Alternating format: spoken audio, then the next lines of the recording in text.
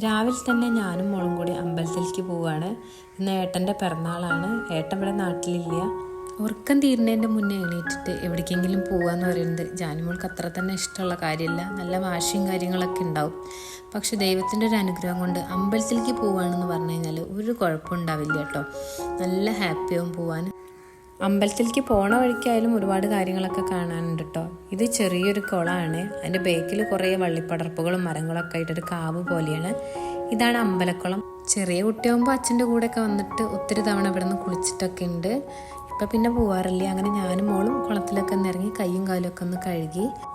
നല്ല നീല കളർ വെള്ളമാണ് കേട്ടോ ഇവിടെ ഉണ്ടാവാറ്. അങ്ങനെ കാല് കഴുകുന്നതിൻ്റെ ഇടയിൽ ആളുടെ ചെരുപ്പൊന്ന് വെള്ളത്തിൽ പോയി. അപ്പോൾ ആൾക്ക് ഭയങ്കര പേടിയായി, ഒഴുകി പോകുമെന്ന് പറഞ്ഞു.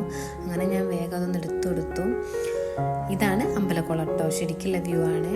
അങ്ങനെ ഞങ്ങൾ കയ്യും കാലൊക്കെ കഴുകിയിട്ട് നേരെ അമ്പലത്തിലേക്ക് കയറി. ഇത് ശിവസുബ്രഹ്മണ്യ ക്ഷേത്രമാണ് കേട്ടോ. വീടിൻ്റെ തൊട്ടടുത്ത് തന്നെയുള്ള അമ്പലമാണ്. കയറി വരുമ്പോഴേ ഒരുപാട് വലിയ മരങ്ങളും വള്ളിപ്പടർപ്പുകളൊക്കെ നമുക്ക് കാണാൻ വേണ്ടി പറ്റും. പിന്നെ അതൊരു പ്രത്യേക തരം പൂവാണ് കേട്ടോ. ഇത് ഇവിടെ മാത്രമേ ഞാൻ കണ്ടിട്ടുള്ളൂ. ഇപ്രാവശ്യം നന്നായിട്ട് പൂത്ത് നിൽക്കുന്നുണ്ട്. പക്ഷെ ഇതിൻ്റെ സ്മെല്ല് കുറച്ചൊരു വിയേർഡായിട്ടുള്ളൊരു സ്മെല്ലാണ്. അങ്ങനെ ഞങ്ങൾ തൊഴുതു. ഇത് ആദ്യം ഒന്ന് വലം വെക്കുകയാണ്. ഇപ്പോൾ ഈ അമ്പലത്തിലേക്ക് വന്ന കൈയൊന്നും പിടിക്കാൻ ആരും വേണ്ട, ഒറ്റയ്ക്ക് നടന്നു പോയിക്കോളും. ഉള്ളിലുള്ള വിഷ്വൽസൊന്നും നമുക്ക് എടുക്കാൻ പറ്റില്ല കേട്ടോ. അങ്ങനെ ഞങ്ങൾ വലം വെച്ച് വന്നു. അപ്പോൾ അവിടുത്തെ ചെമ്പകമരാണിത്.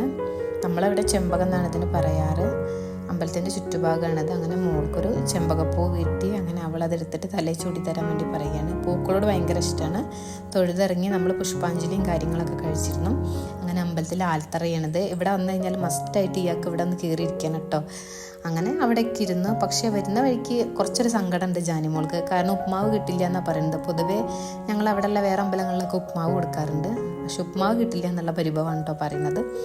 അങ്ങനെ തൊഴുതിറങ്ങി നേരെ ഞങ്ങൾ വീട്ടിലേക്ക് പോയി. അത്രയേ ഉള്ളൂ കേട്ടോ. എല്ലാവരും സബ്സ്ക്രൈബ് ചെയ്യുക. ബൈ.